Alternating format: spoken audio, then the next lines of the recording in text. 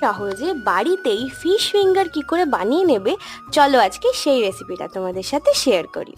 সবার প্রথমে রুই মাছটাকে ভালো করে সেদ্ধ করে নিতে হবে নুন আর হলুদ দিয়ে।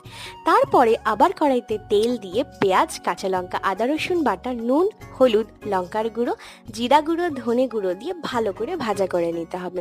তারপরে মাছের কাঁটা বেছে সেই সেদ্ধ করে মাছটা দিয়ে আবারও ভালো করে ভাজা করতে হবে।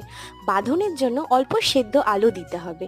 তারপরে দিতে হবে ভাজা মশলা দিয়ে ভালো করে ভাজা করে গোল করে একবার কর্নফ্লাওয়ারের স্লারিতে ডুবিয়ে আবার ব্রেড ক্রাম্বসে ডুবিয়ে ভালো করে দুবার কোট করে নিতে হবে।